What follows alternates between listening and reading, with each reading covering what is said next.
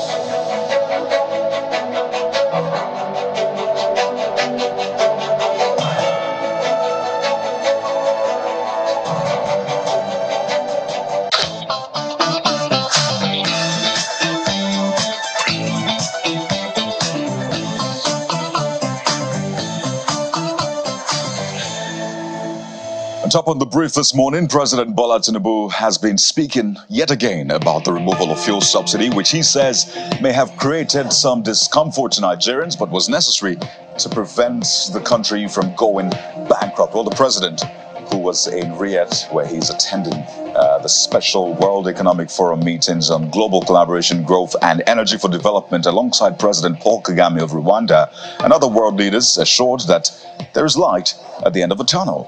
Well, during the panel session, President Tinubu also added that his vision is to reset the country's economy and create a new pathway for growth. Concerning the question of the subsidy removal, there's no doubt that it was a necessary action for my country not to go bankrupt. One, to reset the economy and the pathway to growth. It is going to be difficult, but the hallmark of leadership is taking difficult decisions at the time it ought to be taken decisively. That was necessary for the country. Yes, there will be blowback. There is expectation that the difficulty in it will be felt by a greater number of the people. But once, I believe it was their interest that is the focus of the government. It is easier to manage and explain the difficulties. Along the line, there is a parallel arrangement to really cushion the effect of the subsidy removal on the vulnerable population of the country. Have wielded the big influence of Nigeria to discourage unconstitutional change of government. Equally, we have eased the sanctions. We need to trade with one another, not fight each other. It is very, very necessary and compulsory. Well, back home, it would seem, well, people were fighting each other as it was a difficult weekend with the resurgence of petrol scarcity in many parts of the country, with the situation spilling over into the new week that we're in right now. Our marketers blame the scarcity on supply chain challenges. The Confederation of APC support groups is accusing them of deliberately sabotaging efforts of the federal government by hoarding the product due to the removal of fuel subsidy. Addressing a news conference in Kaduna, the Director General of the group, Professor Mohammed Kailani, alleges that the marketers claim to be out of stock, whereas their tanks are filled with the product.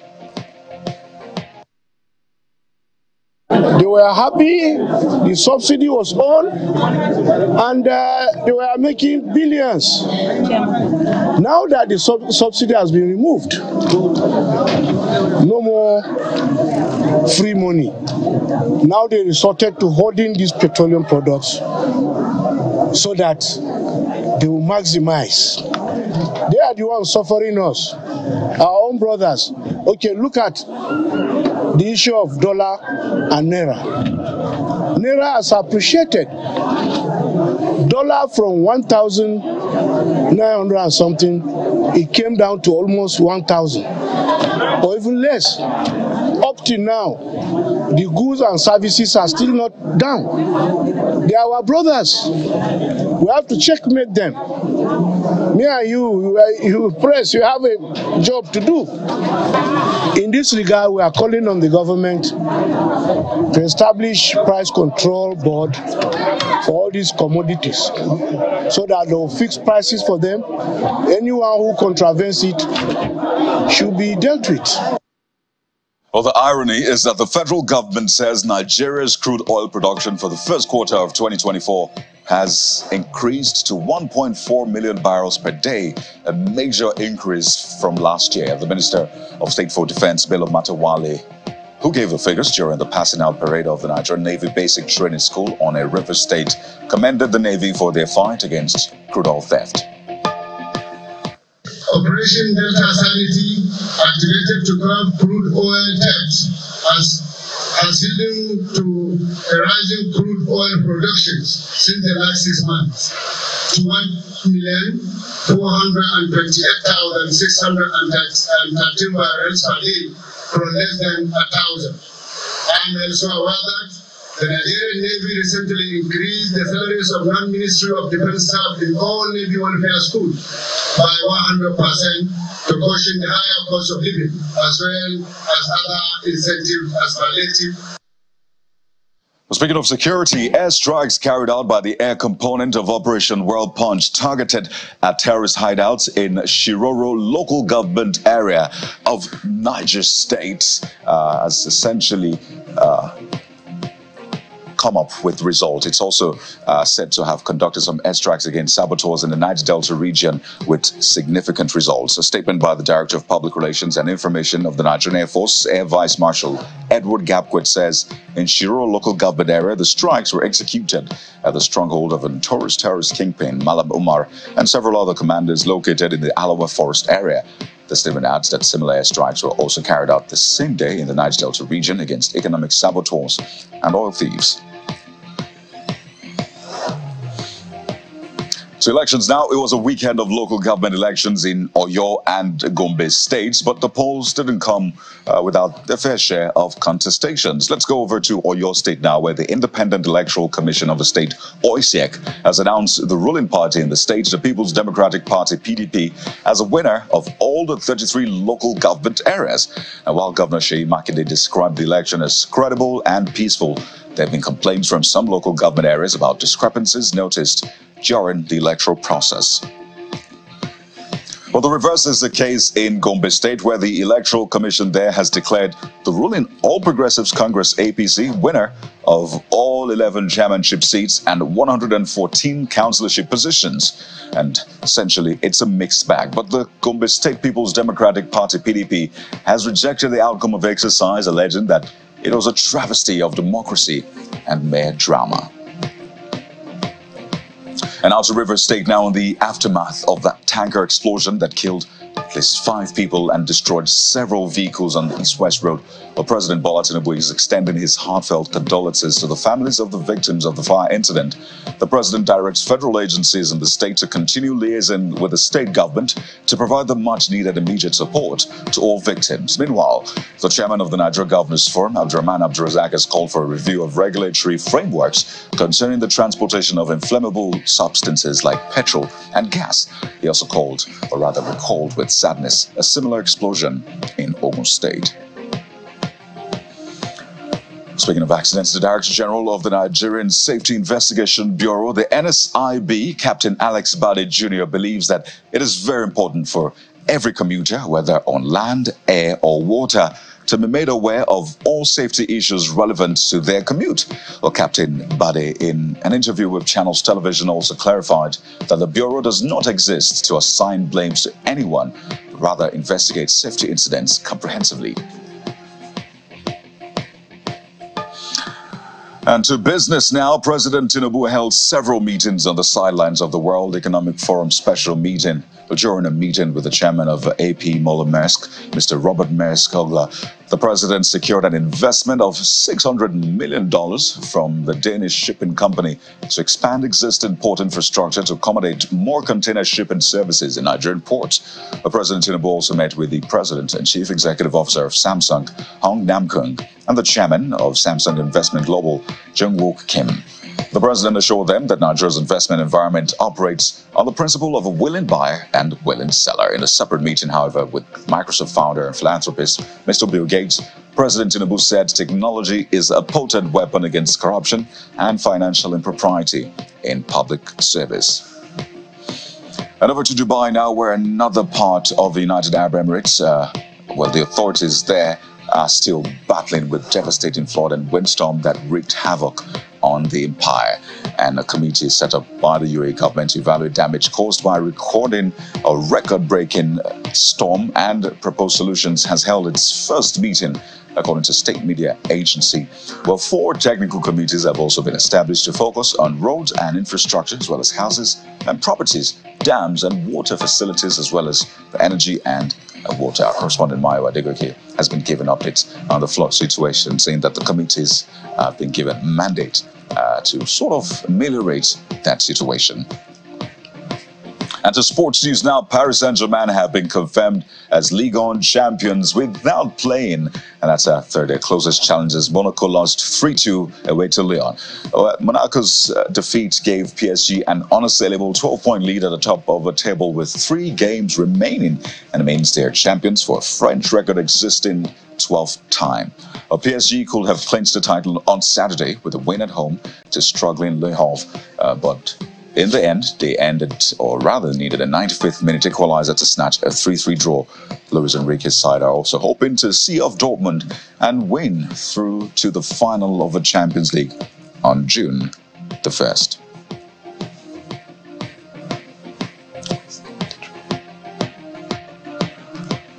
Well, there you go. That's, of course, the victory jump for the team. But let's take a look at what you're saying, particularly about some of the biggest happenings over the weekend. Jeffrey is here, joins me to walk through all of your comments. Jeffrey. Yes, people have been talking about a lot on the social media, especially on X, so we will go through all of them. People are literally on fire. There's a lot going on in Nigeria, and we're happy you are getting involved in the process, and that's why we're taking all of this today. So let's begin with the familiar, I almost said the familiar jerrycan in the room. Yeah, this is jerrycan in the room. The jerrycan in the room. The president has said that fuel subsidy removal was necessary to avoid Nigeria going bankrupt, and people have been reacting. So let's take a look at what this person says. Oseni Aziz Olabi says, yes, it is necessary to remove subsidies so that we don't go bankrupt. But what's the plan for the masses? That's the big question he's asking. In place of that, what is the big plan for the masses? Scarcity? Particularly because back home, you know what is happening with the fuel situation. The queues, scarcity, people buying as much as 2,000 naira.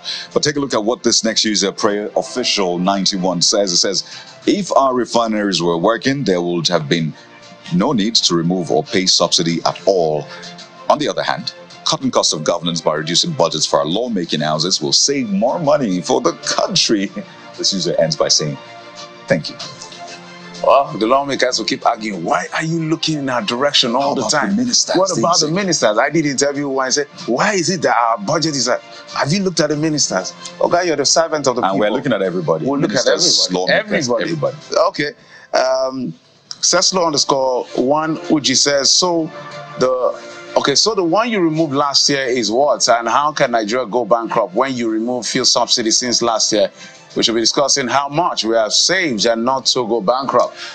You know the irony here, Jeffrey, the fact that it's been said that we are paying for subsidies still. Some even say it's more, particularly because of the exchange rate. Yeah. And it's been hard for the government to come out to refute that, because it's obvious when you look at the figures, the price of crude oil and all of that, it doesn't quite add up. So have we fully removed subsidy? Well, this next user, Dr. Juwon, says, and does it seem that Nigeria isn't bankrupt already? How do you explain the extreme poverty being experienced by the masses? Says the suffering is too much. We're not prepared for this level of woe. This user says, you promised a new Nigeria we're yet to experience what you promised. Well, the truth is that the policies are quite brutal, but they say they are necessary. When you remove subsidy and float the naira or the exchange market, this is what happens. Everybody, there's too many things happening at the same time. And Aki Malaolu says, what of Nigerians? Are we not in pain? It will be a year of on May 29th. And what will be the gains of the subsidy removal when we are still paying same subsidy more than the last administration of Buhari? That's from our President Muhammadu Buhari. We indeed need a cul-de-sac. We need to stop somewhere. Like, this has to end. Like, that's what cul-de-sac means. A place of no return. Like, after here, we have to go back or stay on that wall. There you go. So the taste of the pudding is in the eating. Let's know what you think about these issues, because subsidy removed, we know what's going on with the economy. Well, let's move on to what's been making the rounds, particularly with some establishments by foreign nationals in Nigeria and their operations. Well, there's been another one, not in the nation's capital, we'll get to that, but in Lagos. And we understand that the Lagos state government has threatened to shut down an Indian school in Ilupeju that is set to only admit Indian nationals alone. Well, KC Jones says, does that mean that the Indian population in Nigeria is big enough to fill up a secondary school? Ends by saying, please shut it down. We're not in a racist country. This is becoming a lot, and we need to know what the policy says. But Kenny Steve says it's not by force to admit Nigerians. They might want to portray their religion, beliefs, and culture. I don't support the Lagos state government. Another perspective as well. But that's different if a student willingly says, I want to be a part of this school anyway. You shouldn't compromise. You shouldn't discriminate. This next user, real_Ifene, says that school is positioned to preserve their cultures and their children in foreign lands. What is Lagos business with it? Oh, there you go. The school has been in existence for a long time. Why is the government interested in it now? That's the point. There should never be discrimination. If you say, well, I want to be a part of this school, you should not be discriminated against. Well, Uzama says, why is it that is that not bad market for them, limiting their market capacity to just Indians who are less than 0.5% of the Nigerian population? Wow. So, while that is playing out in Lagos, in the nation's capital, Abuja, you recall last week that news trended of a certain supermarket belonging to a Chinese national. But now we have more, I can say some more revelations coming out of that. And it's been said that all the products in that Abuja Chinese supermarket were labeled not in Naira, not in dollars, of course, worse as well, but in yuan. And this user, Osage_Adams, particularly because that came out from an interview Channels Television had with the head of the FCCPC, says that supermarket should be heavily sanctioned. You come to a country and then make your own laws to control its citizens. Who does that? This user asks. Schools in Nigeria says, like I said, Nigerians are not the problem, but rather our regulatory agencies. If our regulatory agencies can perform their functions effectively, the country will be sanitized. Well, Janda_Samuel talks about the audacity being too much, and he asks, or she asks, should be clear carefully, how long have these people been operating? And nobody said anything until now. But, well, this is some of the, well, concerns being raised by Nigerians, Jeffrey. The scientist also says, while it is okay for FCCPC to do the needful here, we should be reminded that the supermarket is the least of our problem. They are not responsible for the high prices of food in the market, so we should focus all our attention here, as if dealing with them will end our problem. So while we chew on all of that, let's go to the incident in River State. It was a very sad weekend. I mean, very, very sad. I woke up to that story, people crying, people just shocked. We've seen that play out in Lagos, but this time in River State, East-West Road. Well, in the aftermath of that tanker explosion, East-West Road. Absolutely. We need to make that point. The notorious East-West Road. Very notorious. So people have been speaking. Afri_Bull has the first comment on this one. Says, very sad news. You can say that again. Afri_Bull. A proper investigation is needed on the string of tanker-related accidents in the country recently, and also to fix that road. Clinton Nelson says our thoughts and prayers are with the families of the victims. There's really nothing much to say. People have died, property, vehicles destroyed. I heard that one of the causes of that incident was the fact that it spilled, the product spilled, and they were telling the gentleman, don't turn on your vehicle. He turned it on and turned it off. Don't know what happened. According to the interview we had with one of the people, eyewitnesses, eventually turned it. I don't think the tanker exploded, but investigations will reveal. But according to eyewitness, it wasn't like it exploded, but another vehicle turning on when product was on there. I don't know. So at the end, we'll find out what really happened. But it went boom, and a lot of people died. Property were destroyed. Very sad. Our thoughts and our prayers are indeed to the families. And at the heart of it is also the state of the road. The state of that road. We'll finish, we'll complete it next year, completely in 2 years' time. It's very sad. I lived in the city. I was born in that city, and that's why I traveled to my mother's village. And to imagine that road houses the ports, the refinery, like Nigeria's economy literally is on that road, literally. And that is the state of the road. Is very unfortunate. Well, another user is quite suspicious. Rabbit BSH says, these tanker explosions have become rampant recently. The government should do something. Roads are bad. That's what this user is saying. It points to that point we're making.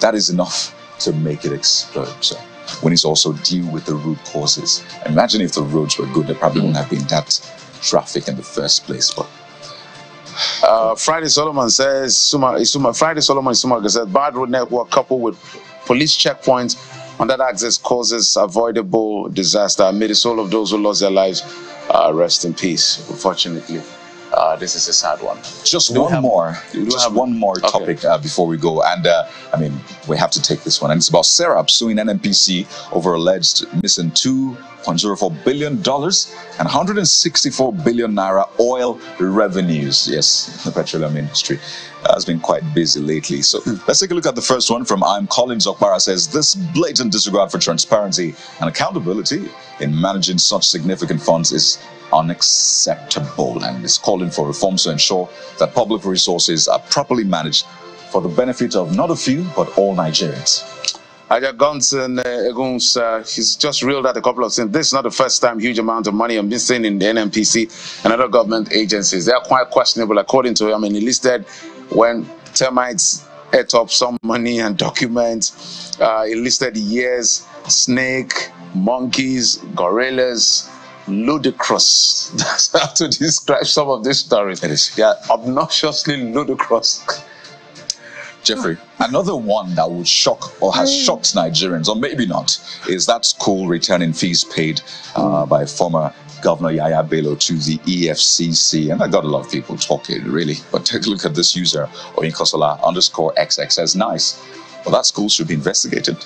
They might have another politician that they are saving money for. Oh, I like the way you put it, saving money for. And for the record, the governor said he didn't send money. There's been a backup. That case is just funny.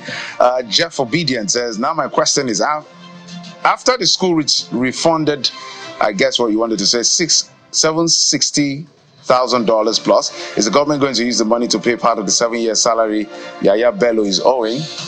Well, the government, the EFCC, and everyone in charge, and the Kogi State government will be able to answer that question. It's a difficult one.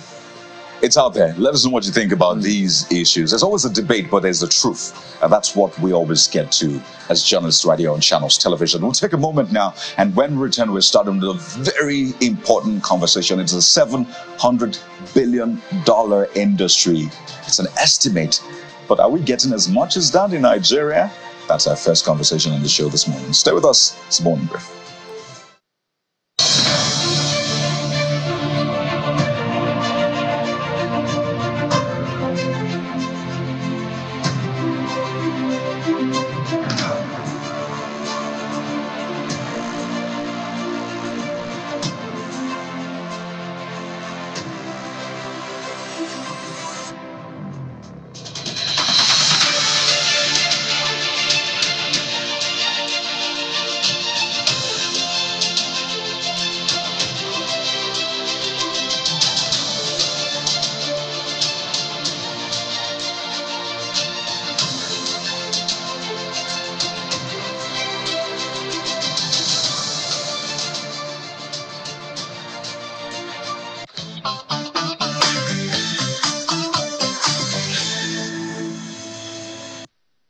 So we begin with that all-important conversation around our mining sector. The president had spoken about Nigeria having high-grade lithium, but he didn't end at that. He said that lithium is enough to power not just Europe, but the entire world's green and clean energy drive. But well, how much of that are you feeling in the country for such potential in our country? We are joined on the program by the president of Nigerian Mining and Geosciences Society, professor of geology, Department of Geology, University of Ibadan, Professor Akande Olatunji. Joins us virtually on the show this morning from the nation's capital, Abuja, as we talk about that all-important conversation around mining. Good morning, Prof. Welcome to the Morning Brief. Good morning. You know, I was looking for having me. I was looking at estimates. You know, you find that varied across board, but this one struck me that the estimate of the value, the worth of Nigeria's mining sector is $700 billion. Some will say that is ambitious, but the figure is out there, and it's just mind-boggling that we are sitting or standing, as the case may be, on such vast potential. And it's not really reflecting in our everyday life. But the president seems to be marketing at least lithium, even though we have over 40 more of those mineral resources. What do you think is the biggest hurdle for us as a country? Thank you very much for that question. The first thing is we talk too much as a nation with very little evidence to back up our statements.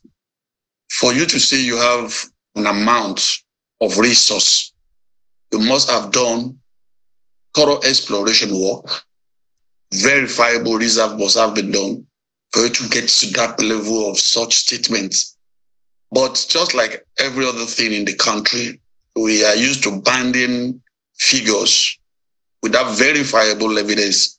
And as a professional, as a geologist, I would not like to toe such line, but I will also must quickly add that yes, Nigeria sits on potentials. That's the language to use.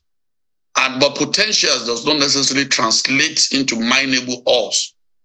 And until you're able to explore and calculate accurately what your reserve is, it's also always very dangerous to bandy such figures. Those of us in the profession usually laugh when we see those figures flying all over the place, because as those who know what it is, we just laugh it off. But the truth of the matter is, yes, Nigeria's geological terrain is considered to be rich in some mineral occurrences, and these mineral occurrences, if properly investigated and explored, we should be able to leverage on such resources to improve our economy. So what is the biggest problem? The biggest problem, as you asked, is lack of accurate geoscientific data. Fantastic. Prof, pardon me, just before you move on that one, it's quite an interesting point you make, because if the SMDF, that's the Solid Minerals Development Fund, is putting that figure out there, you obviously do not agree with it. So that also speaks to a lack of, will I say, coordination. Is that something you've maybe tried to contest and say, well, we as professionals don't think this is true. This is what we think it is. And if you have maybe an alternative, what figure would you put it at? As I just mentioned to you, as a professional geologist, conversant with what it takes to determine reserves, I will not put a figure to the Nigerian Mineral Reserve, because we have not done what needs to be done to get to that number. So I don't speculate. Geological investigation, it's speculation. And if you speculate and you get yourself burnt, you answer for it. So we don't speculate. I can give you facts based on empirical investigation. You see, there are what we call marketing strategies that are deployed in all spheres to attract attention to a particular thing. And I think for us, this is just more like a marketing strategy to bring people's attention to the solid mineral potential in the country. But it could also backfire, because, as I mentioned earlier, we need accurate geoscientific data to be able to say this is what we have. The country is vast, and the kind of resources we are spending on acquiring geoscientific data is laughable. Go to the website of the USGS. President Biden has just proposed a budget of over $1 billion for the USGS. The United States Geological Survey, over $1 billion for them to do what? This is a country that has virtually mapped everything they need to map. But because they know the centrality of geoscientific information in their developmental needs, they keep spending money to gather this information. The total capital budget of the Nigerian Geological Survey Agency for 2023 is just about ₦1 billion. What would that do? So until we begin to acquire geoscientific data in the right way, begin to archive it and collect it the right way, begin to make interpretation from it, it will be foolhardy to keep putting figure and keep banning figure around. For us as people in the field, we don't, in fact, it's something we really very object to most of the time when we meet with a policy makers, that look, this figure we bundle around needs to be ascertained in a scientific manner. The mining sector is a technical, it's a scientific endeavor. And except to do the right, it's like you are saying somebody has a tumor somewhere, and you are saying the tumor is this size without running any diagnostic test on that person. So if you go ahead and start running out the pressure of the person, you kill the person. It may not even be a tumor in any way, anyway. So that is the kind of thing we are saying. We need to do what we need to do. All these things have been identified. There is a roadmap that has been produced, but fantastic document. The SWOT analysis of the mineral sector have been done. The challenges have been identified. Provisions, recommendations have been made for what and what needs to be done to ensure that we actually maximize this potential for the good of our people. Well, Prof, interesting position that you have there, but I was actually hoping that you'd be able to provide us with a more accurate data. Regardless of that, I'm wondering what you think about the president's position marketing Nigeria. If he did that, he did anyway, it speaks to a certain potential. But if Nigeria has not been able to tap that potential back home to power her own energy, we still have issues with power supply. Do you think any country would want to do business with Nigeria, which has not, put to test that natural resource, to solve its own power problem at home? Okay, thank you very much for that question. You see, the president is an accountant and economist. He talks about the figure given to him. Now, when you talk about lithium in particular, yes, there has been an upsurge in lithium exploration in Nigeria, exploitation, and even sale. Quite a number of states in Nigeria have been found to have lithium. And of course, one of the NIMEP projects that was undertaken by the Geological Survey, that was supervised by the Nigeria Geological Survey Agency, was actually on lithium. And very high-grade lithium were actually found in some part of the country. So that is correct, that we have lithium potential. In fact, as I speak, a lot of people are on the field running exploratory work still on lithium. There are a lot of small, medium-scale work going on. So there's no doubt about the potentiality of our country in terms of lithium. What I'm saying is, when you look at the total number of the mineral we have and you put a figure, that is what we will not like. You talk about data. There are information out there. At least we all know the quantum of royalty or whatever that is contributed by the mineral sector to the economy. NIET has a report that was released on that. So it's not as if there are some data there, but what we're saying is that to be able to put a figure to the quantity of the entire mineral space, that would be a challenge. And of course, why have we not used our mineral resources? It's purely the willingness on the part of government. Let me give you an instance. When the president came in and he was talking about the use of coal, we were excited because the Western world, in their hypocritical nature, encourage everybody to move away from coal. We have a lot of coal in this country. Most of the cement factories in this country are powering their clean with coal. And we have used coal in the past and they do go to generate electricity. What we're saying is that, look, this is something we've done before successfully.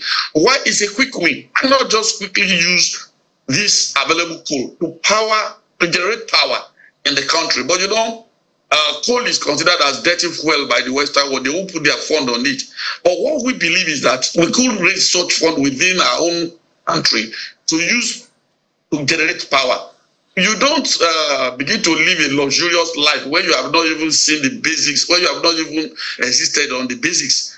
The Western world that were run away from coal all ran back to their coal mine when Russia shut their gas pipeline during the Russian-Ukraine advent of the Russian-Ukraine war. That is the hypocrisy of the global north. They know that we can use our coal to power our system, to generate power, that we make our industrialization to grow faster. We've not done that. That is available. Lithium processing is much more technically advanced than the use of coal. So for our lithium, we have even suggested, because most of the people buying those lithium from Nigeria, they're actually stockpiling them for the future. Everybody's looking for lithium globally, and they're stockpiling them. What we're saying is, just like the Minister of Solid Mineral Development said, that government is going to ban export of these crude minerals except it is processed. Fantastic idea, because we must be strategic as a nation in the way we utilize our minerals for our development. There are very quick wins that are in the sector which can easily be used, be harnessed, and help our people generate the resources, produce power. As I mentioned to you, check the cement companies that are using coal for a lot of their power needs. All right, Prof. So why can't we use it? All right, Prof, you know, this is an important conversation. I think we had a conversation the other day, and we also see this narrative about economic neocolonialism that a lot of experts have been talking about, which you've mentioned in passing. So you've mentioned some low-hanging fruits like the coal and all of that. I came across a document that talked about 7 strategic minerals in Nigeria. The whole argument right now about fuel subsidy, how it's impacting the economy. If we had a lot of diversity, maybe we won't be here. So maybe you help us walk through some of those minerals right now, besides coal and lithium that you've mentioned that people are stockpiling, that we could quickly begin to harness to make as much as possible in terms of regulatory framework and commercialization. Okay, thank you very much. As I said earlier, there is need for us to build up the geoscientific database to be able to make such arguments scientific and accurate. Now, I've mentioned coal because the coal reserves in Nigeria have been proven. The work to determine their reserve had been done. We know them. And people are actually exploiting this coal and they are using it locally. Now, I mentioned lithium because some work also was done on lithium. Equally, some work have been done on barite. I hope you are aware that barite is one of the mineral that is used in the drilling fluid that is used in the oil industry. Most of the barite used in the country are imported. And we are talking about issue of forex, and we're still having this barite right under our feet, and we are bringing the barite from outside the country. There are barite producers in the country that needs support from government to ensure that they take the barite to the level that needs to be taken to for it to be used. We have a lot of high quality silica sand in this country. I'm sure you'll be shocked that virtually on all the solar panels that are being used now for the solar electrification are imported. They are just assembling those panels in the country. What are we doing with our silica sand that are of fantastic grade that can be used for these solar panels? That is another one. And until recently, maybe because of the exchange rate, you'll be so shocked that most of the ceramics that were used were being brought from outside, when we have fantastic quality industrial clay that could feed those industries. I know, because when you are on the field, it's a different thing from when you are in the office. I know that even the steel melting companies in Nigeria are using our quartz obtained from Nigerian mines as fluxes in their companies. If you visit these axes along Shagamu Ikorodu Road, you will see some of these small companies built there, collecting this quartz from people who bring it to them, crushing it and milling it, and using it in the steel melting process. So there are a lot of some of these industrial minerals that can actually be used to feed some of these industries locally. The beauty of what we have in Nigeria is that we have both industrial minerals that have been proven. For instance, your cement, our cement factories. The raw material for cement is 95% limestone and clay. Nothing is important. The only thing that is brought out of the country in cement is gypsum to enhance the certain parameter, the certain capacity. So this there is no reason. We are talking about cement selling for close to 10,000 naira at a point in time, when we have limestone all over the country. Limestone is in about 15 states of this nation. All right.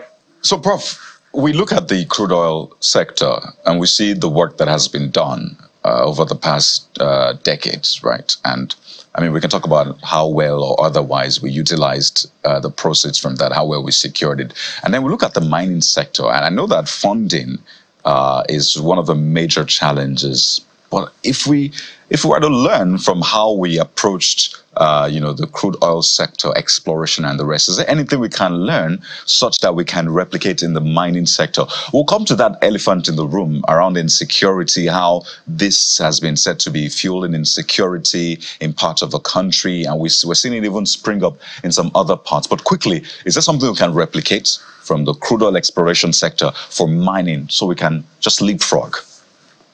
Absolutely. You see, the oil sector was able to fly because at the time the exploration process started, the world was looking for energy resources globally. So it was easy to attract global funding into the sector.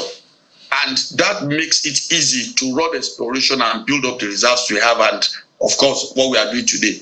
And you will notice that because of the depth of funding in that field as well, a lot of exploration work has actually gone down. But we are lucky that the Nigerian local national oil operators are stepping up to the plate. You can see them buying the asset of these multinationals, these big oil and gas companies that are actually.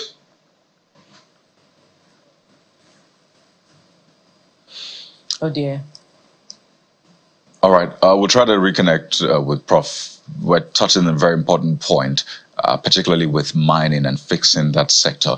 Not to worry, we're still going to get into the fuel scarcity situation. But, Prof, I understand you're back. You were just making a quick point right now before we lost you for a moment.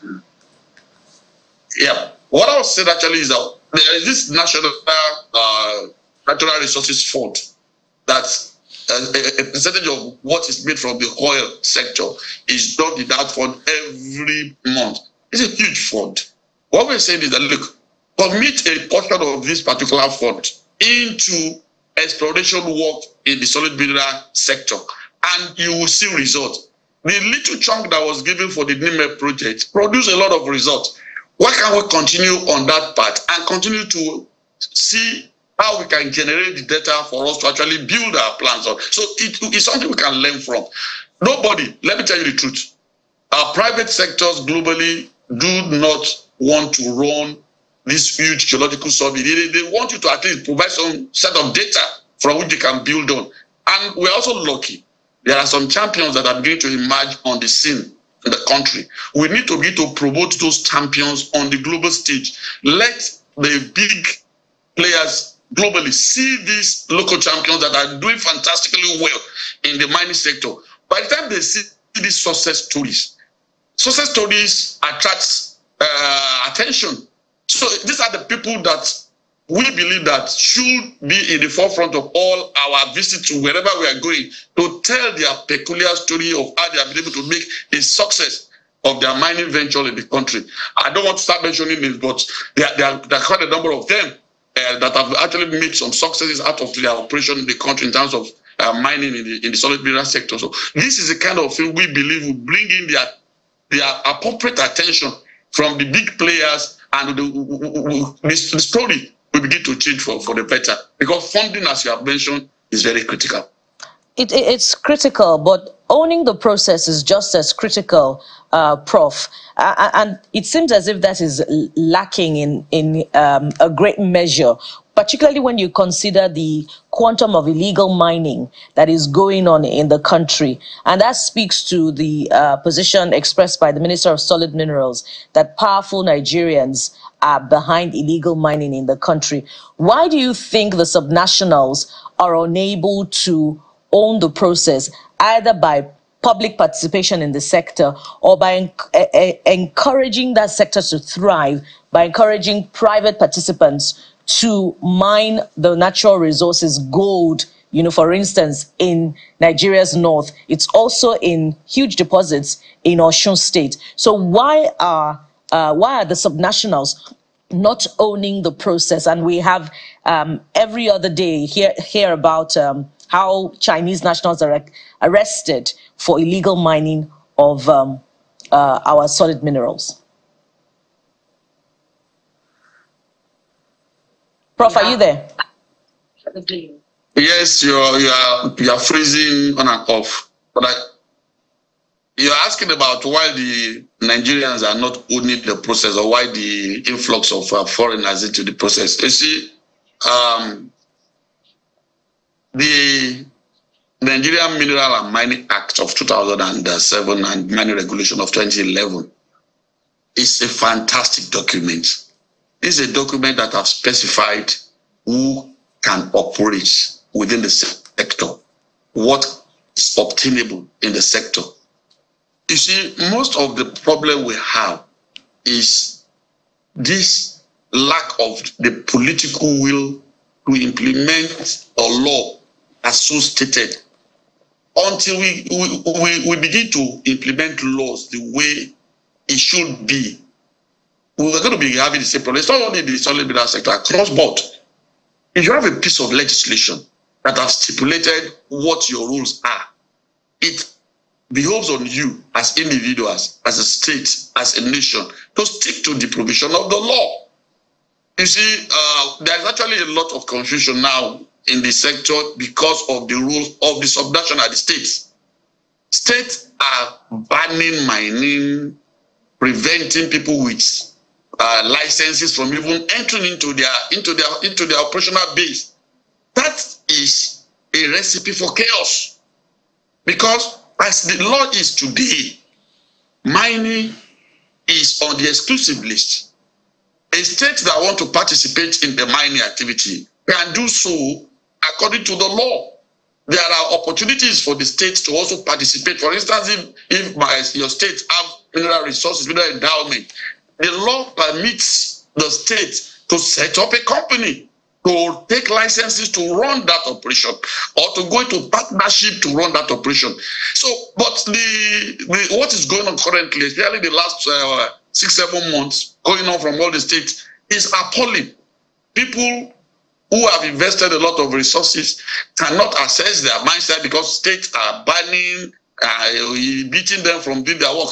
That is not good. You can see now the president is in Saudi Arabia marketing Nigeria for lithium potential, and states are busy banning mining in their state. Is that not counterproductive? Because these are also on the news. A potential investor will look at the terrain before coming in. So until we are able to arrest this distrust between the state and the federal agencies, until we're able to bring everybody down to a round table and look, what are the concerns of the state? Yes, some states have some legitimate concern. I have to tell you that I'm a professional. There are some places that the mining operations have been done indiscriminately, turning vegetation into wasteland, making the place unsafe. Yes, state. Well, Prof was making a profound points there, but we must anchor at this point with the hope of continuing this conversation. Yes, Prof, if you're back, you have 30 seconds to round off. If not, we'll end this segment at this point. Yes, Prof, are you back there? Can I hear you? Yes, I'm back. Yes, you have 30 seconds to land on your point so that we can wrap up on this. So what I want to say is that we have a good legislation, a piece of legislation that is operating now. Let all the stakeholders at the state, at the federal level, stick to the implementation of the law. Let us respect our laws. A lawless society cannot develop. When we all act according to the letter and the spirit of the law, which guides that sector, then we can begin to sing El Dorado ultimately in the mineral sector. Well, Professor Akinde Olatunji, President of Nigerian Mining and Geosciences Society, thank you so much for your time on the show. This is a very important conversation we needed to have so we can hopefully clear the cobwebs and, of course, provide a better future for our mining prospects. Thank you so much once again. Thank you very much. Well, that's it with that. At least for now, we'll follow up and see how the sector progresses. But we're turning our attention to another thorny issue. It concerns communications, your data, your calls. Well, the telcos are pushing for upward review of the pricing, and they have their reasons, so we'll have them on the show this morning to speak to us. Stay with us.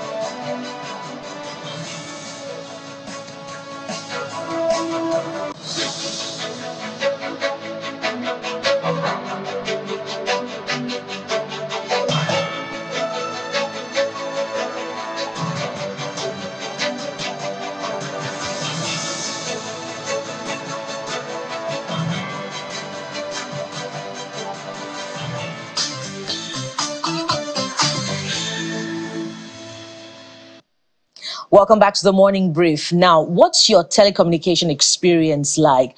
And do you agree that there is justification for increase in, the tariff of the services of telecoms operators? It's an important conversation to have. And we have joining us this morning, Mr. Gbenga Adebayo is from the Association of Licensed Telecoms Operators of Nigeria. He joins us right here in our Lagos studio. Good morning, sir, and welcome to the program. Thank you for having me. Good morning. Good morning, viewers. Yeah, I guess the direct question to ask is, what is this proposed tariff going to look like? What's the percentage of increase? I want you to break it down for us based on what we're paying now and what we'll be paying should this tariff increase come through. Thank you. The statement we issued last week was about the state of affairs of the industry. And we spoke about issues leading to lack of investment, issues leading to high cost of operations, issues leading to quality of services, and issues leading to sustainability of the industry. Along the line of that conversation, we did mention the issue of having to do what we call a cost-reflective tariff, meaning that the tariff that we charge should reflect the cost of providing services. But unfortunately, that issue of price review gained the headlines and almost making us lose substance of the main issue. So our concern mainly is on the sustainability of the industry. I can't come today and say to you, let's do a 5% increase in prices, 20% increase in prices, and that will solve the problem. No, we are in an ecosystem, and this ecosystem is challenged by a number of factors. Part of it is high cost of doing business, high cost of providing services. So I'm not here to say this is the percentage of increase that we're looking at in terms of price review. We're only saying that we have a price window within which we have regulatory approval to move. We're asking the regulator to allow us move within that price band while a cost study is being conducted. What a cost study will do is actually to analyze what is the cost of providing services and what is the reasonable tariff when they look at the elements that makes up the cost. And that's where we are. So we are more concerned about the sustainability of the industry, much more than the issue of price review. Because if you review prices without reflecting on the actual cost of providing services, you are doing a knee-jerk reaction. We have seen the impact of price control in other sectors. I mean, you know what has happened in the energy sector. In spite of the introduction of different zones and bands, it doesn't really improve on the services. And we are saying that if the fundamental infrastructure is not improved upon, if people do not invest in the sector, we'll have a problem going forward. So based on... Okay, go ahead, Jeffrey. No, go ahead. I just wanted to follow up. Yeah. Based on the current realities of what you're spending on operation, what would be the range? You don't have to, peg it at a specific percentage, but what would be the range of increase that would be realistic to make up for what operators are currently spending on cost of operations? Without going too academic about it, the numbers don't lie. So we need to be guided by what the figures say. We have a price window today of minimum of 6.40 kobo per call, for example. We can move within that price band based on previous regulatory approval. We are only saying that regulators should unfreeze that point and allow us to move within the current price window while a cost study is being conducted. So I would not be right to say to you to be a 1%, 2%, 10% or more increase without referring to statistics and cost study. And that's what where we're asking regulators to do a cost study on the actual cost of providing services. While that is ongoing, allow us to move within the current price window, which is between the 6.40 kobo and the 6.90 kobo per call, thereabout, and let's see where we are after the cost study. So apparently, what I hear by inference is the fact that doing business in the country has become very challenging. Absolutely. Which is why I would like you to unpack the challenges. Yeah. You just highlighted them, that you're here. Those of us who are subscribers, we don't know what it takes to run that business. Our response, for us, we want to make calls and those calls must go through. We want cheaper data. We know what we want as subscribers. You know what you want as service providers. So help us unpack the challenges. At the bottom of this is high cost of energy. Energy is a major cost. Following that is vandalization of our infrastructure and cost of having to rebuild.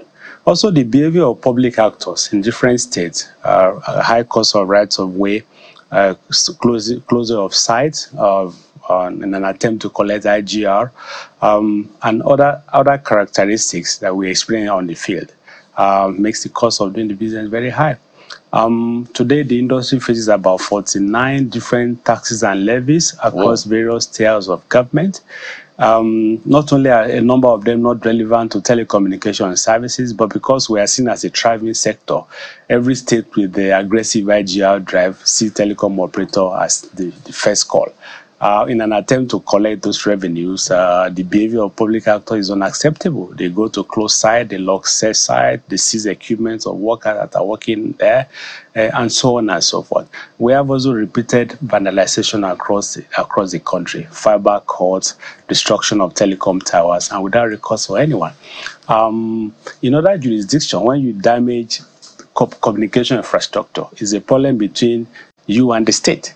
But here, when that happens, operators have to pay for cost of replacement and all of that. The series of fiber cords that we have had and the impact on quality of services, there's no recourse for the operator whatsoever. And part of what we are saying is, other than that, the infrastructure is challenged because people are no longer investing because of the current realities that we face in the country. We're also saying that infrastructure that support communication services should be protected. Classify that as critical national security and economic infrastructure. And I call it the first level of protection that you require for any security infrastructure. And then we are also talking about the price right, which of course gained the headline. And we're talking about the independence of our regulator, because all of these elements make up for the operating environment. And that's what investors are looking at. Nobody wants to invest in an environment where you are unsure about price, when you are unsure about regulation, when you are unsure about policy, when you are unsure about vandalization and the rest of it. So these are issues that lead to high cost of providing service. And that's what we are calling on government to look at the state of health of the sector and address this issue holistically. I know communications, you can't do self-help in communications. If you have problem with power, you can buy a generator. You can provide a solar system for the house. You can provide a power inverter. If you have problem with water, you can sink a borehole. You can sink a well. If there's problem with energy supply, with fuel supply, government can provide some subsidy. But telecom, there's no self-help because it's interconnected. It's interconnected service. So in that regard, we need to look at the issue of the state of health of the sector holistically. We can't look at it just by way of price increase or price review without addressing all the other factors. You know, the telecom sector was the cousin in the city that people would tell the power sector, which is like the cousin in the village. That, you need to be like your cousin in the city is doing quite well, be like the comm sector. But now it looks like we've come full circle, and we're at that point we were saying, well, it looks like the comms or the telecom sector has its own fair share of challenges. And I don't know if you think it might end up like the power sector as we have now if these things are not done. So let's unpack what you have unpacked, because each of them needs some unpacking. You talk about energy. We'll talk about quality of service, by the way, because a lot of people will say, I hope this is not an excuse for the terrible quality of service that they've been experiencing, not just in the past few weeks, but for some as far back as they can remember. But for energy, now, we understand that diesel, for example, the price is coming down. And some say, oh, that's a silver lining. Better days are here. I don't know for you if it's here or they are coming. So speak to us how far that has improved your energy costs. And when I say improved, not increased it, but cut it down. Has that really, have you started feeling that? Not significantly. Not significantly. When projections are done, you look at it over a period of time, 6 months, 12 months, maybe 24 months. Or more. And beginning of last year, diesel was selling for about 500, 600 or thereabouts in the early part of last year. Today is over 1,000. Okay, it was 1,600, now it's 1,200 thereabouts. The difference is still wide. And if a sector like us that powers majority of the sites with diesel, you can imagine the cost. And the pump price of diesel is not the delivery cost of diesel to site. Because there's also the logistics. When you go to the fuel station to buy for home use, it's not the same as when you truck diesel to 40,000 sites across the country. Pardon me, Tubati. Yeah. So if we hear that diesel is being sold 1,100 naira from the source, so that means you are getting it for... Well, even if you get at 1,100, there's delivery cost. In some part of the country, you can't deliver diesel to site without having to pay local taxes and levies. And that can be from state government, from local government, from community development people, and the rest of them. In some cases, when you land the truck on site, they give you a price before you will allow you to offload this diesel. The price is to evacuate. To offload. So you're saying that the reduction that you experience in that space is insignificant? It's not significant enough to solve the problem. It's not. And so you see, sir, because we're unpacking the unpacked. Yes. So that means if you mark it up, so for instance, on the 1,100, as he's mentioned, and you've used, by the time you add all of these multiple taxes or levies or whatever, are you talking about 2,000 or more? In some cases, yes. In some part of the country, yes. In some part of the country, yes. So at the end of the day, a little here, a little there doesn't make much difference. Yeah. And the other risk, the other problem is that some regulatory agencies, or even the petroleum sector, they are going after telecom providers. So they will say to you there's something in the law that says if you have more than 500 liters of storage tank on your site, you have to get a permit, you have to pay a fee and all that. That's the round of problem that we're facing. So the infracos who are supplying digital, who are providing support for the industry, or who are powering the infrastructure, and they have to fuel their site, they face this problem from time to time. We have a number of cases like this where state agents will say, without this permit from the Petroleum Authority, we cannot allow you to offload. Petroleum Authority will go there to seal up the site because they will say this permit is not applicable and all of that. And in the taxes and levies that we pay, part of it is what is called effluent discharge. And we say to them that what is effluent discharge? They say it's from generator emission. Fair enough. But the same generator we use on sales is what we use in homes and in offices. Why is that applicable in the telecom sector, for example? So on the issue of diesel and energy, the reduction you are seeing on the pump price does not necessarily translate to reduction on the cost of delivery to telecom sites. Absolutely not. So at the end of the day, the bites are just too many bites on the skin. Yep. And you see, the other side of it is when we talk about investment in the sector, when these generators have a minimal useful life. They run for a certain number of hours, after which you have to replace them because they work 12 hours and 12 hours. In some cases, they work 24 hours and then 24 hours. When people stop investing, they will start replacing those generators. So you can come to a point where some sites are out of power, and it even happened today because in some cases you can't deliver this to sites, so sites have to go down. You come to a point where some sites are out of power because of age of generator, and if we are not careful, we may have a situation where telecom services become available only at a certain time of the day. And that's why we are saying we must do something now. You don't want to come to a point where service is available in the morning and it's not available in the afternoon and it's not available in the evening. You don't want to come to a point where because the cell site next to you is no longer provided, it's no longer available, you have to go on the rooftop to go and get services from distant cell site. You don't want to come to that point.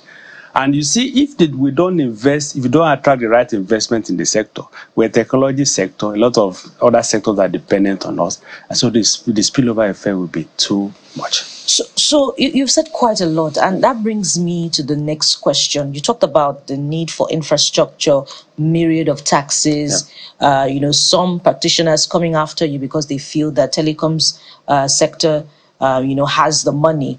So you also talked about how infrastructure is vandalized, but in other climes, it is a matter to be solved between government and the operator. But in this climb, you have to deal with it on your own. So what is in the enabling law guiding the operations of telecoms operators in this area? Are you supposed to be shouldering all of this in line with the enabling law, or somewhere the law is being breached and the telecoms operators have to shoulder a lot of responsibility in terms of taxes, infrastructure, and all of that you talked about? All of us will agree today that communications has become one of the most critical services that we require as a people, both for commerce, for security, for education, and all of that. And we have come to say that this infrastructure has become so critical to our national economy. And we believe, and that's what we're advocating to government, to classify telecommunications as critical national infrastructure and provide it the same level of protection you provide for any security infrastructure. If we do that by law or by proclamation of parliament or by presidential declaration, then all those who will lock up sites will not do it again because they will have to face the wrath of law. Local government authorities and state agencies who go and seal up sites because of IGR will not do it again. Those who do willful damage on infrastructure because there are no consequences will not do that again. Landlords who just prevent workers from servicing sites because they want to increase the ground rent will not do that again. So without this law of protection as critical national security and economic infrastructure, it will be a bit difficult. So today, arrests are being made, people are being charged as common criminals for vandalizing this infrastructure when they find them. But really and truly, it's not moving the dial. So we think that the infrastructure is critical enough for government to accord is the first level of protection. Because imagine a day without communication services, what will happen to the economy? So there are gaps in the law. There certainly is. There are gaps. And that's what part of what we're advocating. And then there is a second item on our statement of last week is this issue of critical national infrastructure. And we've been talking about it. Unfortunately, even in some security formation, there are times when there are access problems. In some security formation where this infrastructure are located, at times where there are problems with access. When the infrastructures are vandalized, you can't find anybody to talk to. So you may have also seen on the highways where manhole covers or communication manholes are stolen because of those who are scavenging metal elements. When that happens, the infrastructure becomes exposed. We have cases where people just go and set fire on those manholes. And the implication of that is that to not only burn the connectivity in that manhole, we burn an entire span of infrastructure, underground infrastructure. There's no recourse for anyone. So we face backlash from quality of service, we face backlash from outage, there's high cost of replacement, there's high cost of repairs and all that. But we believe that if we have some laws protecting infrastructure as critical infrastructure, it will help in a lot of ways, particularly the primary and secondary behavior of people who impact on this infrastructure, particularly the issues of willful damage and unwillful damage. We had in times past a state governor who sent his revenue agents against the operators, and they sealed up sites in his states. His state being a gateway state to the northern part of the country, where 10 states affected by the action of that state government. And at the end of the day, we are told, go and negotiate with the revenue agents. Absolutely nothing we can do. So let's go back to that issue of tariff and let's call it drop calls in the quality of service that Kayode had mentioned. Is this now an excuse for this poor quality of service that we're seeing? We won't call any network, but some networks are notorious for terrible services, and we're at the end of receiving end of it. Sometimes it's difficult to know whom to call and who to direct your complaints to. Maybe you can speak to that. The demand for good quality of service is a fair demand. And I think what is good is good. What is not good has no other name. And I think, as a user myself, the expectation of public for uninterrupted, undisrupted services is fair. It's actually a right. But when operators face the problems that we face, it's difficult to guarantee good quality of service. That's the truth. In the face of all what I have mentioned, it's a bit difficult to guarantee that there will be 100% availability of services. From vandalization to behavior of public actors, or even some of our behavior as subscribers and the rest of them, it's a bit difficult. And it's now more worrisome if the sector is not attracting new investment, because that means that machines will go old, they will not be replaced. Exchanges will go down, they will not be replaced. Softwares will go out of version, they will not be replaced, and all of that. So there are issues that we need to look at holistically. While the public demand for good quality of services, operators demand support from government. Government should do its own part. Otherwise, sanctions and penalties will not solve the problem. You can penalize operators for not meeting good quality of service index. But the fact is that in many cases, these factors are beyond the operators. If you look at numbers, fiber cost last year translated to several billions of naira. Cost of replacing that can be plowed back into rebuilding the infrastructure. If that didn't happen in the first instance, who caused the fiber? Contractors of government, road contractors, roadworks contractors, who called the fiber? Locals in some cases. And these are the problems. So we don't want to see the gains we have seen in telecoms in the last 20 years. We don't want it reversed. That's why we are saying what we are saying. So our call is not just increase the tariff, Right. increase the rate of cost. No, without solving the problem holistically, we're not going to get there.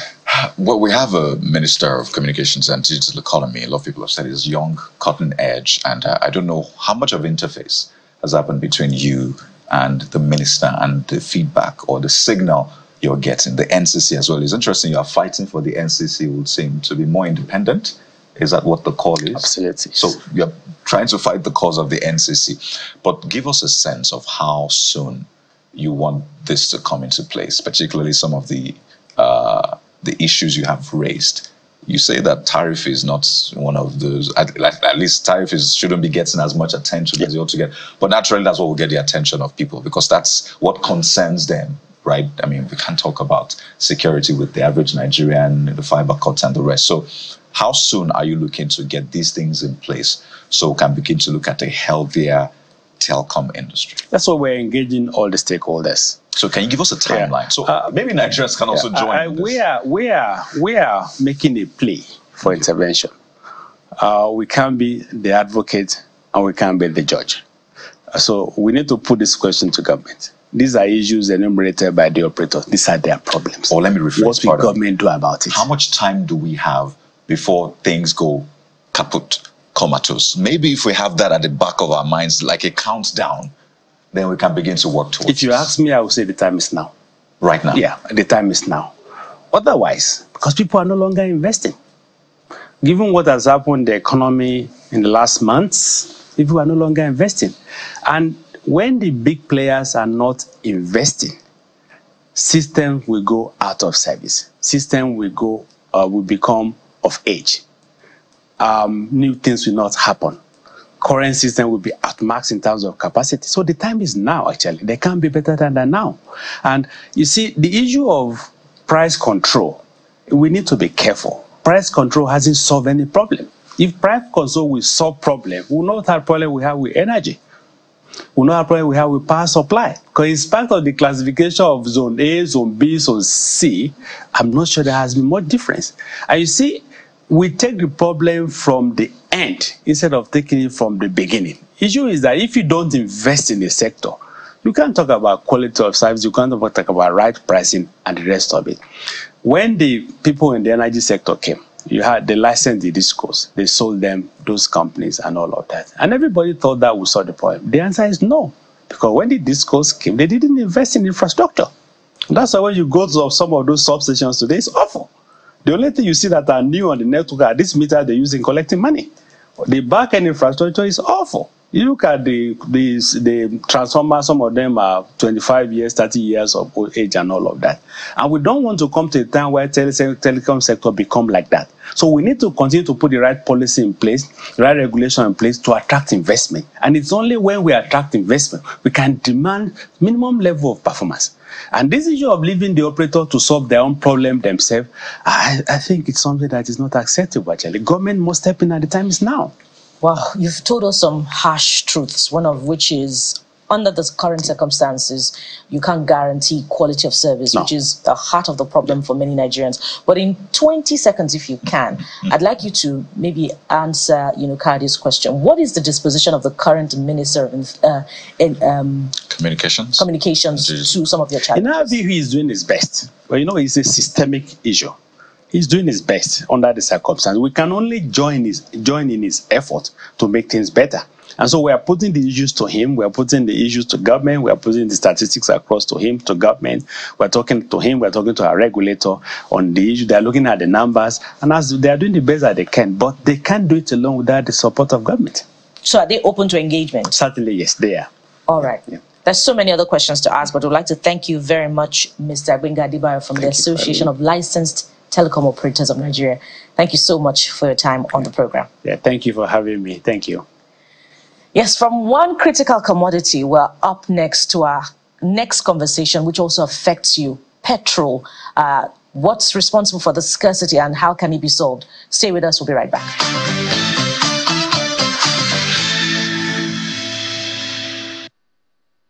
The situation here in Kano is not any different, as so many filling stations are on the lock and key. where you get fuel, you have a very long queue where people are queuing for hours just to get fuel. And most times, the filling stations don't even get to sell for as much as 10 vehicles, and they close down the filling stations. No dispensing fuel anywhere. We're here at a black market place where some motorists have come to buy fuel for as high as 1,200 naira per litre.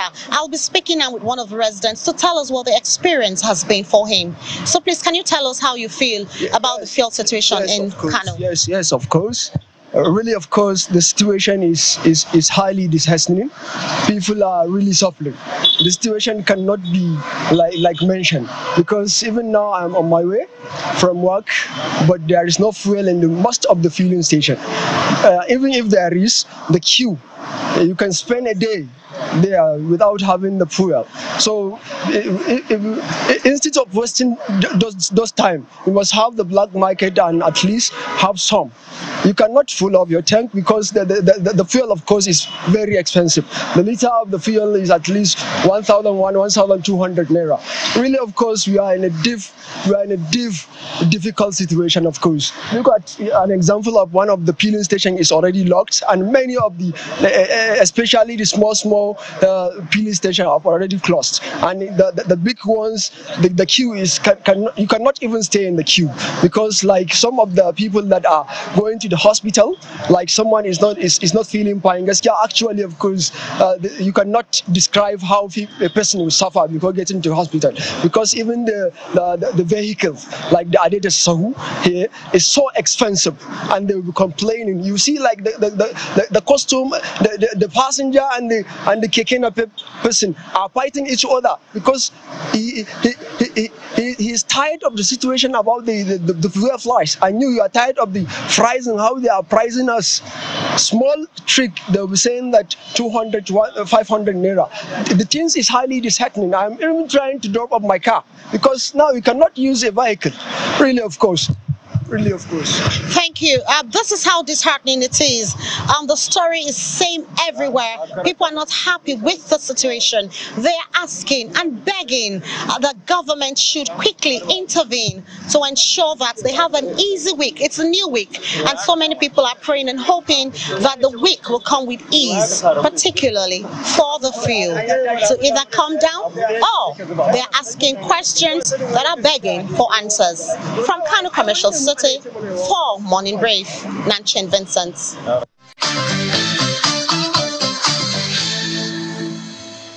You need questions, begging for answers, and someone is here to give us all of the answers. It's the National President, Petroleum Products Retail Outlet Owners Association of Nigeria, Petron, Mr. Billy Gillis Harry, joins us via Zoom. Mr. Harry, thank you so much for coming on the program. Thank you so much. Good morning. Good morning, Nigeria. It's good to see you again. Mr. Harris, what exactly is happening again? That is the natural question on everybody's mind. Well, it's a very real situation that fuel is not available in all the retail outlets. And the reasons are very easy to understand. Retail outlets will sell products to Nigerians to ease every mobility. But we can only do that if we have the product stocked in our retail outlets. And as you know, we only get the product only from NNPC. So if the situation is bad, as I'm hearing the commuters say, and I also heard the prof from the group that was accusing marketers of being the cause of the problem, is so wrong. It's so far from the truth. Every retail outlet owner will want to sell product that they have in their stations and sell it equitably. So the challenge is supply, and that is just what it is. Well, we're trying to get the situation, a picture of a situation across the country, so we can really have a well-rounded conversation. So just a moment, we need to touch base with our correspondent in Makurdi, the Benue State capital. Pius Angbo joins us live on the show to give us an update on the fuel situation. Pius, is the case any different where you are?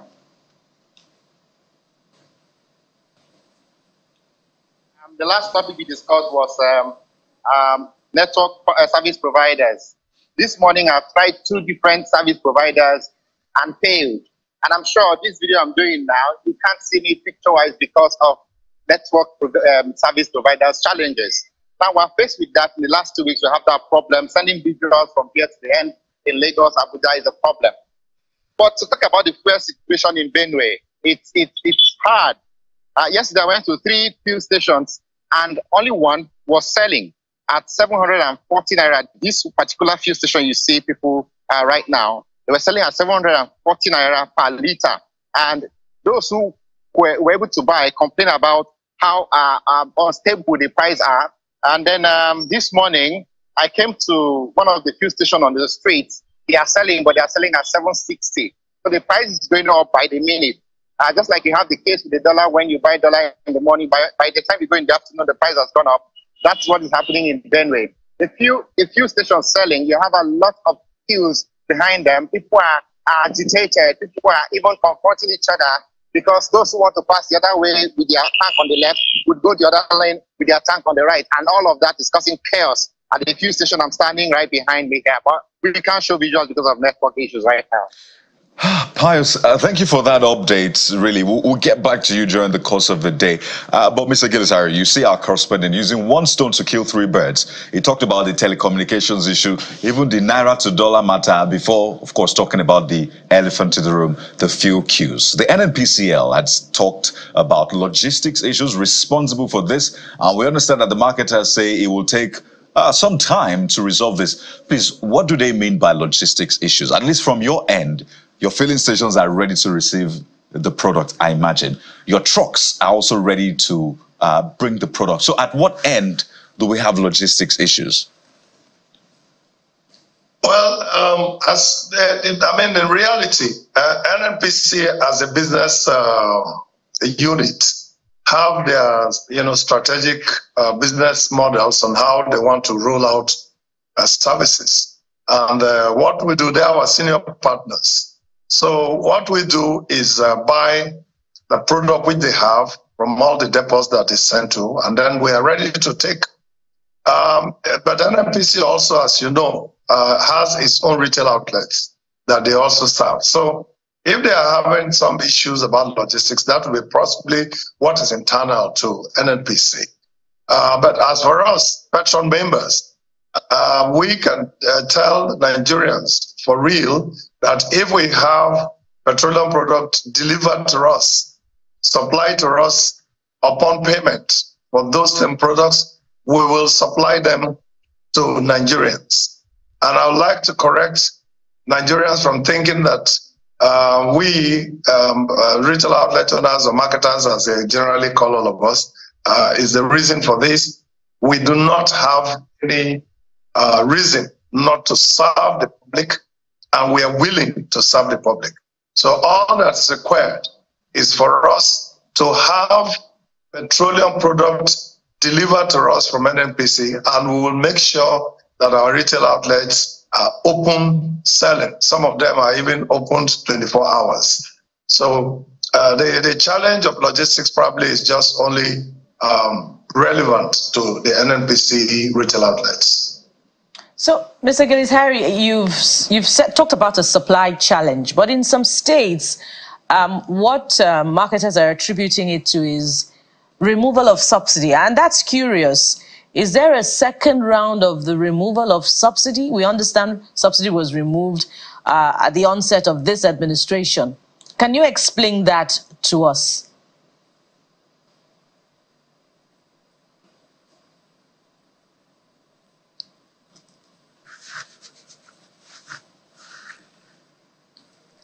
We have a difficulty hearing, or he has a difficulty hearing us, but an important question to ask in the light of the circumstances. We hope we're able to get him back, but, all over the states of the Federation, what we're hearing is that there is a supply challenge. Let's go to our correspondent in Kaduna State now to find out if it's the same situation that we've seen play out in Benue State and in Kano, from our correspondent in Kano. Let's hear from Chimezie Ehejiocha, our correspondent in Kaduna.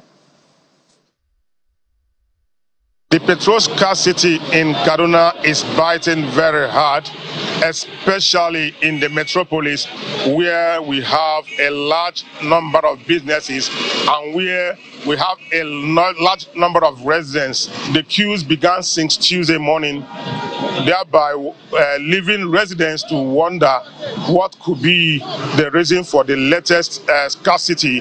Many filling stations are not selling as a result of the scarcity of the product. You hardly see where there is fuel. The whole residents are suffering. And the unfortunate thing is that there is no clear message, either statement from the government to tell you this is what is happening. There has been speculations.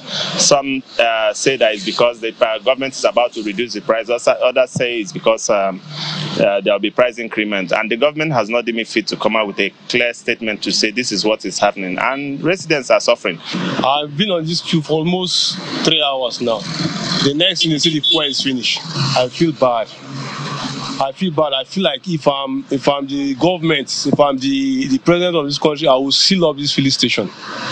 Not only this one, most of these marketers, I will seal up their stations, because what they are doing is bad. Not that they don't have this fuel, they have it, but they just don't want to give us fuel.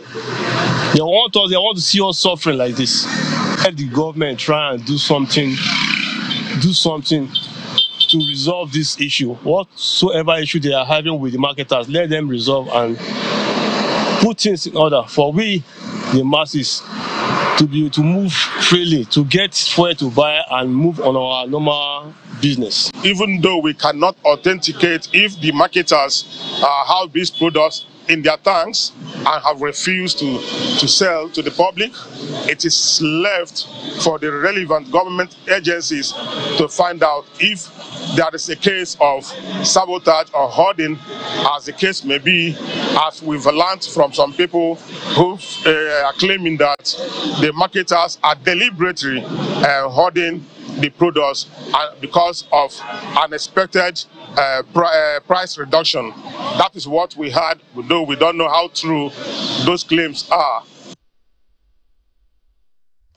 Well, it would seem that Benue was a child's play compared to with what we're seeing from Kaduna there. And our correspondent Chimeze Inyocha asking a compelling question. We have Mr. Billy Gillis Harry back with us now. Mr. Harry, I was asking you earlier why marketers, some across the country, are attributing this situation to the removal of fuel subsidy. For us, it is curious because subsidy has been removed from the onset of this administration. And in spite of that removal, we've seen a gradual addition of 10 naira, 20 naira to the pump price of petrol. So what do they mean by the removal of subsidy this time around?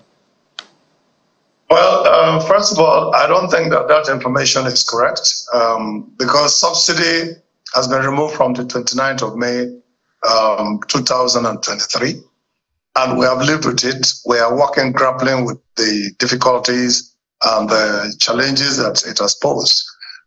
What is the reality is here. I mean, I led a fact-finding mission with a joint team of other sister organizations to find out what exactly was the challenge. Because we will not want to be informing the public wrongly. And so we needed to have absolute clarity as to what the challenges were. And it is simple that we have a supply challenge. That has nothing to do with subsidy. Subsidy removal was there when the president announced that petroleum products cannot sell above a certain price mark. And we have been there. So what I can tell you is that there is a supply challenge, and that we are all working towards making that difficulty disappear. Both the NNPC, Retail Outlet Owners Association, and other sister agencies like IPMAN and the rest are all working together to come to the rescue. So the information I'll give you is very accurate. And very frantic efforts are being made by NNPC, to my knowledge, to ensure, that this situation is normalized and petroleum products come back. back to the situation where you are seeing different prices from different parts of the country, it's easy to understand. The cost of logistics from Lagos, Calabar, Port Harcourt, or Gara to Kano will not be the same price as you will take petroleum products to Benin or to Ondo State or to some other place. So the more the cost of the product, I'm sure that the public will not want retail outlet owners to sell their product at a loss, because once that happens, then we cannot restore. And that is the beginning of the real scarcity. So we are careful about how we work our prices, and we try as much as we can to let our members know, especially in Petron, that when you want to sell product at any price, we want to see the justification. And we are careful to make sure that we let the authorities know exactly what we are doing. So you can only get authentic information when you are fully informed, and I think we are doing that consistently with NNPC. All right, Mr. Gilisari, the issue of whether or not subsidy is removed is the jury's out there. It's debatable.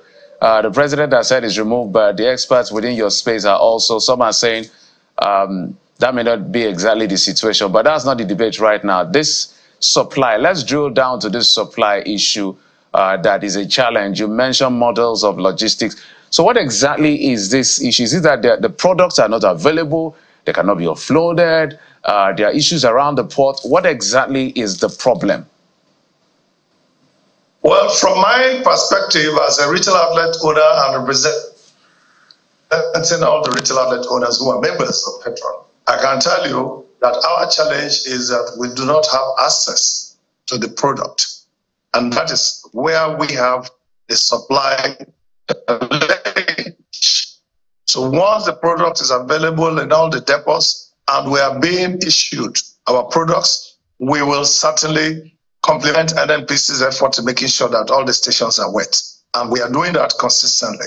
Even in this season and this time, NNPC in the last few weeks have squeezed in loaded batches to accommodate everybody, including the NNPC stations and Petron members and even Ipman members. And we are taking products bit by bit to our various stations.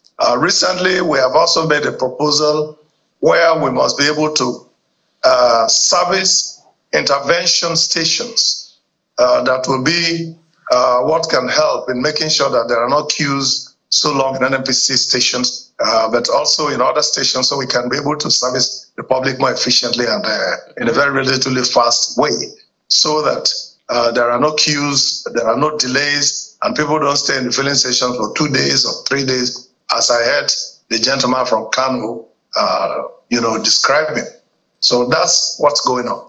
Mr. Gilisari, I don't know whether you answered my question. You've spoken to the point of your getting supplies from the NNPC, which is how far you said you can explain. But I'm sure NNPC is explaining to you exactly why they can't get those supplies to you. Maybe in answering that further, you could also tell us how long we expect this to last. Remember the last time you were here, you gave us assurances that in a short time, and in a short time we saw. Short time is what now? 2 days, 3 days, 1 week? Well, I will not say short time now, because our questions were answered very technically. And again, I'd like to repeat that this is a business, and it's a business that has rules. I'm not working for NNPC. NNPC is just my senior partner, and we are busy trying to make sure that we serve Nigerians efficiently. So when it comes to their internal business models, I have no clue, and they will not be able to disclose those models to us, except they are very important, and we drill down on the question, and we all understand the situation. But what I can tell you is that NNPC has frankly made sure that at least in the last few days, the products are released to everybody. NNPC retail outlets, Petron retail outlets, and Ipman, all possible marketers, even major energies marketers are all having access to some products. The question will be if there's filling stations, about 3,000, for instance. You have about 3,000 filling stations in and around Port Harcourt, and you have product that is coming out for only 300 trucks, you can see that that will not be adequate. So that is one of the challenges that we need to solve, to see how products are equitably distributed to every retail outlet within the region, within the country, so that way we could be able to keep the stations wet at all times. So that is the real situation. You know, Mr. Gilisari, this is something that irks Nigerians, and it just widens that trust gap between government, or at least government agencies, or those in authority in some way, and the people. 4 days ago, April the 25th, the NNPCL released a statement saying that it wishes to clarify that the tightness in the supply of PMS currently being experienced in some areas across the country is as a result of logistics issues, and that they have been resolved. It was equivocal about that. It didn't say they have been resolved. 4 days ago, they have been resolved, and it wishes to reiterate that the prices of petroleum products are not changing. In fact, it added, that's the NNPCL statement signed by Olufemi Shonaye, the Chief Corporate Communications Officer of the NNPCL, says that Nigerians should avoid panic buying because there is sufficiency of products in the country. 4 days ago, 4 days after, there is no sufficiency. It does not look like it has been resolved. I mean, how do you explain this? I will say that NNPC is making frantic efforts to solve that, and we are not relenting. We are also mounting pressure on the system to ensure that we have petroleum products for our teaming members across the country. As to how this and when it will be done, I do not have any words to give. But even as late as last night, I tried to get clarifications from the leadership of our senior partner, NNPC. Service, I'm in my village, I'm speaking to you from Harristown right now. The service is not very dependable. So I will guess that some of the leaders that I tried to reach, because of the service problems, were not able to do that. So I hope that in another few minutes, I'm getting into Port Harcourt. I will be involved in several information meetings, and then I'll head into Akwa Ibom and Cross Rivers for the same thing. I believe that by then I will be more equipped with exactly what is needing to be done and how fast these things could be solved.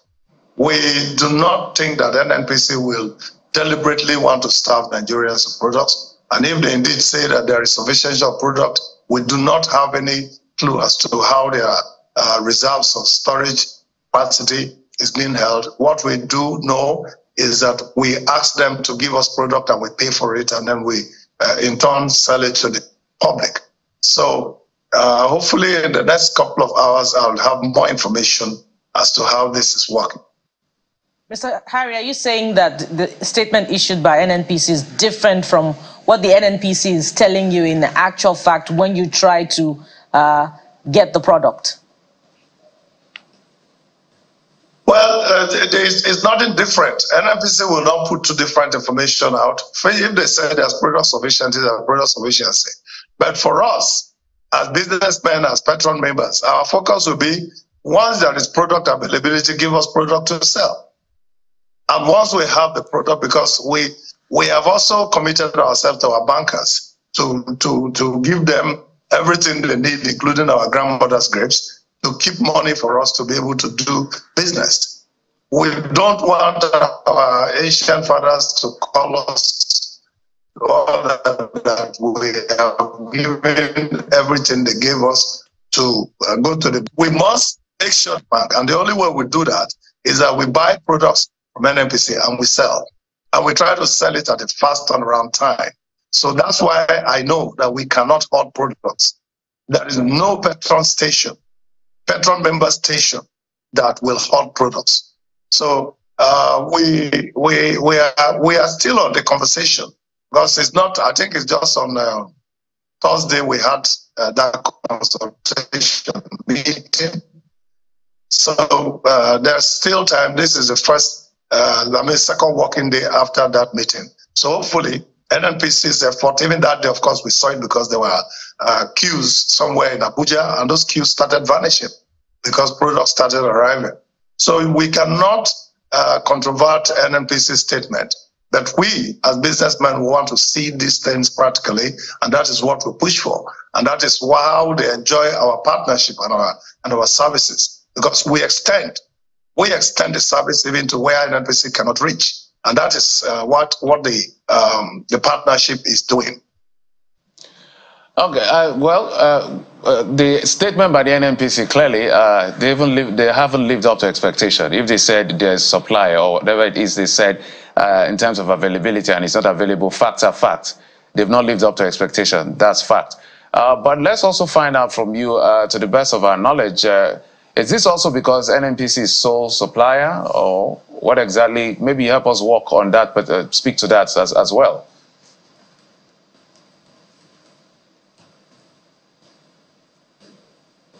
Mr. Harry? Oh, I just wanted to find out, in terms of, because I know licenses were given and all of that permits to have others also bring in products into the country, and needed to know what the status of that is as well, whether this could help in any shape or form to reduce such incidents like this. Unfortunately, NNPC is not here to answer for themselves, but Mr. Harry is doing his bit to get as much response. Mr. Harry, if you can hear us, are you back? And hopefully if we can secure his commitment, since he says that he's going to go to town shortly after this interview and interact with their suppliers, being NNPC or maybe the wholesalers at that level. So perhaps he will return to us to give us, authentic information that Nigerians can rely upon about what the supply chain would be like in the coming days and how long we're going to be experiencing this scarcity for and when it will ease. And I think we can maybe help ourselves ease the situation. It's quite simple. Sometimes when we have these challenges, we just need to sit back, think, and say, we need to make it better for ourselves. So what we can actually do is put out what is the official pump price. We can put it out per area. If Petron wants to do that, absolutely. So say, for this area, this is the official pump price, factoring in all of those costs so that people are guided. They know what to expect when they get to the filling stations. Secondly, let us know the filling stations that have gotten supply, so people don't just waste their time in filling stations. Yeah, driving all around. Exactly. So that this filling station has petrol. You go there, and if you go there and the filling station say we don't have, you know who to report to. Now that's the third point. We need to know the appropriate people to report to when filling stations are hoarding petrol. That's, of course, dependent on the information we get on the filling stations that have gotten supply. Things should be transparent. Yeah. We've said that this industry is very opaque, but we need to make it less opaque by putting out the right information. So to Petron, the marketers, and the rest, let us have a list of filling stations that have gotten supply. So we go there and don't waste our time. Imagine dressing up for work and you have a jerry can, you're clutching onto it, looking for petrol around. You can't be productive. And Kayode, we can't say it enough that we missed the DPR. What's the NNDPR doing at this time for monitoring? Mr. Gillis Harry is back, so maybe we'll have his last take. Mr. Harry, I'm sure you've been hearing our conversation. Maybe your take on this, 30 seconds. So many calls coming in on the same issue. So sorry not to. Well, what we can say is there is a need for Mr. Billy Gillis Harry. I think what we'll do is we'll get him later, since he's going around. Yes, when he gets back to town, we're going to get him, maybe in our subsequent bulletin to find out exactly what the situation is. But we must thank the National President, Petroleum Products Retail Outlet Owners Association of Nigeria, Petron, Mr. Billy Gillis Harry, for his take on this. And of course, you've been sending in your thoughts as well. Maybe we'll take a few of them before we wrap up the show. But let's also say that you can send in your videos as well. What's the situation where you are? Also snap, the meter, if you can, of the what do they call that? Filling station? Yeah, the filling station. The pump, yes. Just snap it and send it to us as well. This person says, this is from Paul in Lokoja. The scarcity of fuel is horrible and biting harder. Here in Lokoja, long queues in few filling stations, PMS sell as high as 800 naira per litre. The black marketers are taking advantage of the situation.